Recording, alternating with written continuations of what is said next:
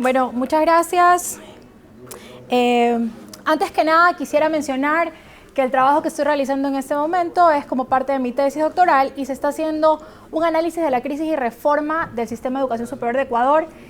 Está inspirado en el modelo de Guatemala, que yo voy a explicar por qué, pero más que todo hay que tomar en cuenta que se toma una analogía del sistema de reforma, de crisis y reforma del sistema de pensiones de jubilación que hace el profesor Jesús Huerta de Soto. Quiero empezar con esta frase de Manuel Ayau, no la vamos a leer toda, pero Manuel Ayau es el fundador y uno de los precursores de la Universidad Francisco Marroquín de Guatemala. Y lo que más me llama la atención es cómo se percibe la educación acá. Se persigue como un proceso mediante el cual buscamos el perfeccionamiento humano, principalmente. Adicional a ello, buscamos la libre discusión y el análisis de diversas ideas y valores. Y esto de aquí se realiza a través del descubrimiento y no de la absorción mecánica para poder hacer que el hombre potencie sus naturales inclinaciones. Es decir, esto va muy de la mano con la teoría o la política de artes liberales en el cual se permite que el hombre pueda ser. Entonces, dentro del trabajo, una de las cosas en las que no quise caer en un error o en la fatal arrogancia de decir yo tengo el modelo ideal de educación de acuerdo a X o Y perspectiva, se trata de plantear un modelo ideal de educación desde la perspectiva de la escuela austriaca, que esté centrado en libertad y más que todo que se defienda la importancia del individuo. Más que decir este es el modelo educativo adecuado, trato de describir qué no debería tener un modelo. Debería principalmente ser libre, debería no tener una gran regulación, debería ser gratuito, eso se pregunta, debería ser un bien público, debe proveerlo el Estado. Otra pregunta que surge muchísimo alrededor de la discusión es que si debe ser o no un derecho, y si debe ser un derecho a nivel básico o a nivel superior. Entonces ya se ha hecho bastante material con respecto al último punto especialmente, no voy a ahondar en ello, pero sí se trata de plantear de que hay muchas alternativas para, que no solamente debemos pensar que lo que conocemos hoy en día es lo que se va a tomar en cuenta. Y queda una gran incógnita de cuál es el modelo adecuado, qué debemos seguir, qué debemos hacer, cómo se debe llevar. Y lo que sí quiero dejar bastante presente es esta frase de Benjamin Rogge y de Pierre Goodrich en su ensayo Education in a Free Society, que dice que todas las intervenciones estatales en los procesos educativos son innecesarias e indeseables. Muchas personas pueden decir que esto es bastante radical. De hecho, cuando me revisaron mi tesis en una de las primeras ocasiones, personas que no estaban muy relacionadas al medio o a la lectura que pueden escribir Goodrich o cualquier otro autor de este tipo, me decían esto es demasiado radical porque siempre necesitas que el Estado ayude, no que intervenga, que ayude. Entonces, entran aquí en discusión algunos puntos que, bueno, más adelante los vamos a topar, al menos brevemente, pero sí debe quedar claro que a veces cuando tenemos una buena intención, o a veces el Estado tiene una buena intención, puede ser disfrazada como eso, pero al final del día puede incluso generar problemas de los cuales ni siquiera estábamos al tanto. O sea, problemas nuevos, porque son bastante creativos en ese sentido. Y un modelo que me gustó bastante fue el modelo de Low Cost Private Schools.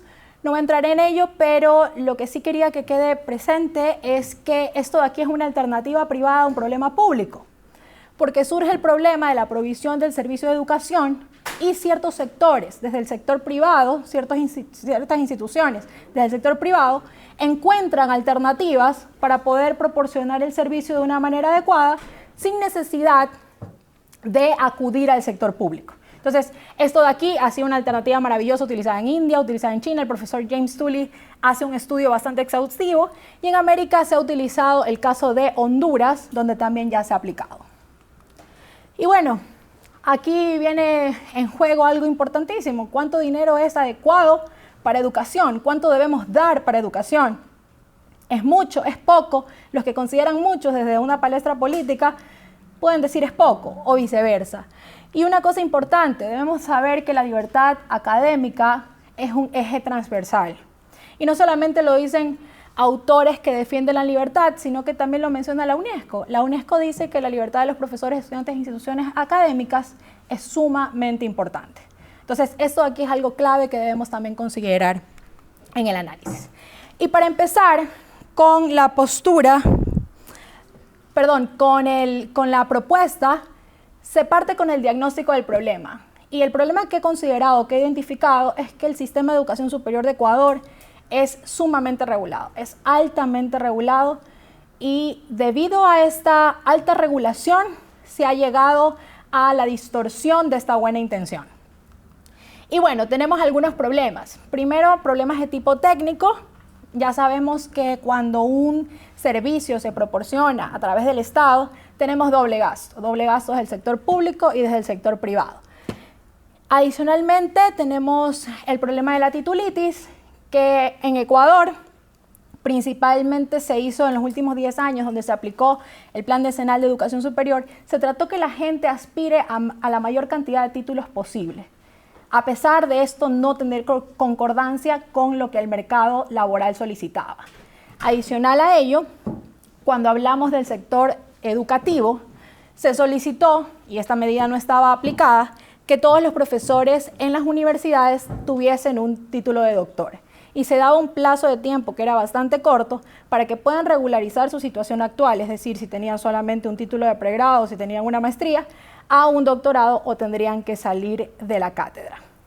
Esto de aquí puede ser algo a lo que se aspire en una sociedad que tenga un nivel de formación relativamente medio o alto, pero en un caso como el de Ecuador es bastante complicado hacer que esto funcione. Y de hecho no funcionó. Y lo que se trató de hacer es que más bien muchos jóvenes se fuesen a estudiar fuera, regresaran y de cierta manera ya tenían trabajo asegurado. Como último punto, el manejo de los profesores es vital en educación, pero siendo profesores. Algo que se distorsionó también allá fue que el profesor no solamente tenía que dedicarse a la cátedra, sino también a un procedimiento administrativo bastante amplio, complejo y exhaustivo.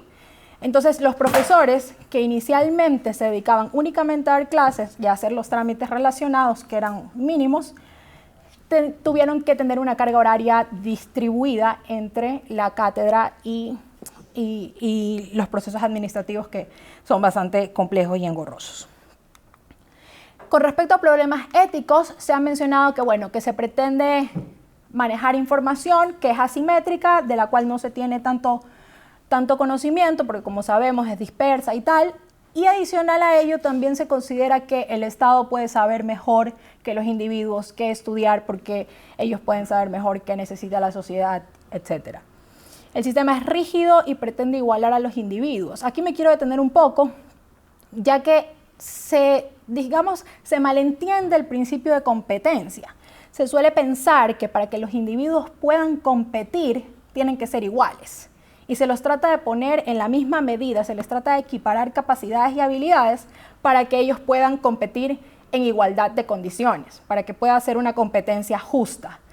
Lo que, bueno, si estamos hablando de personas, estamos hablando de, digamos, bienes que no son iguales, no pueden ser iguales, y ahí transgrede el principio de la naturaleza del ser. Adicional, no es políticamente correcto frenar la educación. Quien corte presupuesto casi que se va del puesto público, y más bien siempre que se dé más dinero a educación, esto va a ser mejor visto. Así digamos que no, la gente va a ver mejor que se invierta, no necesariamente gaste, que se invierta más en educación cada año. El Ecuador desde el 2010 presentó una propuesta que subirían en 0.5% anual el presupuesto anual de educación, para poder llegar hasta un 5%. Hoy en día bordea un 4.90 y algo, que bueno, se ha logrado el objetivo, a pesar de que el PIB también ha disminuido un poco. Se cree que la universidad es un servicio social y que debe existir únicamente para ayudar a la sociedad. O sea, el hecho de que una universidad exista va a ir muy relacionado con que sea sin fines de lucro.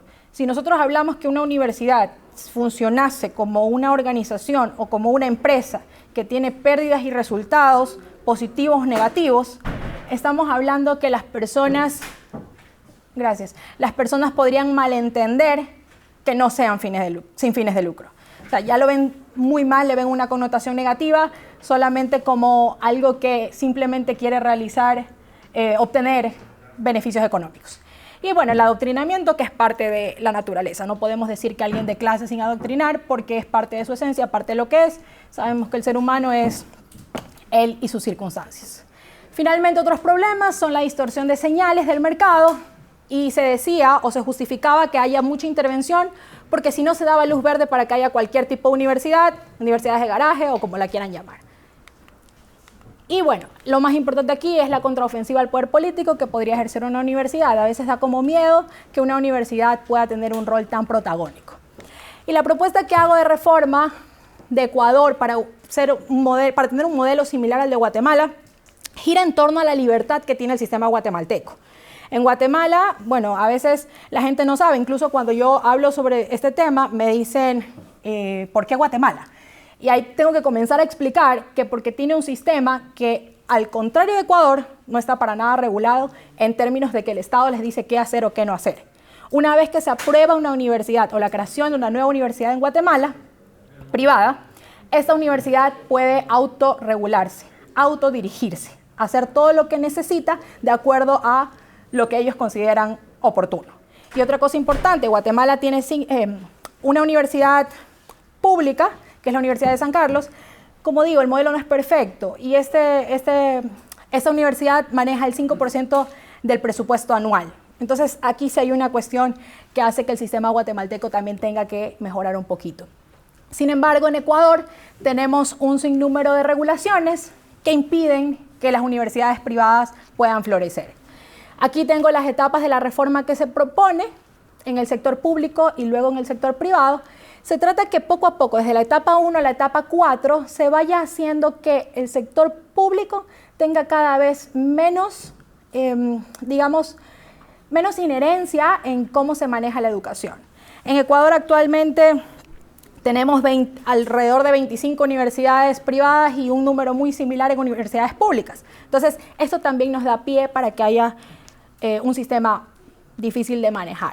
Y luego en el sector privado lo que se propone es un sistema similar al de Guatemala, en el que en vez de tener 6, 8 organizaciones del Estado, haya una organización o un ente regulador, pero desde el sector privado.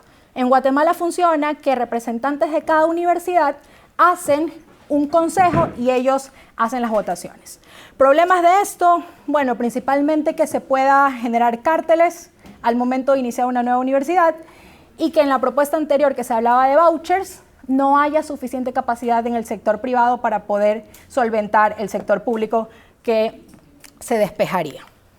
Y bueno, actualmente se dice que en Ecuador esto es imposible, tal vez sí, porque necesitaría una reforma de la Constitución, pero creo que sí sería importante comenzar a cambiar cómo se está manejando ahora. Y eso es lo que les puedo decir. Muchísimas gracias.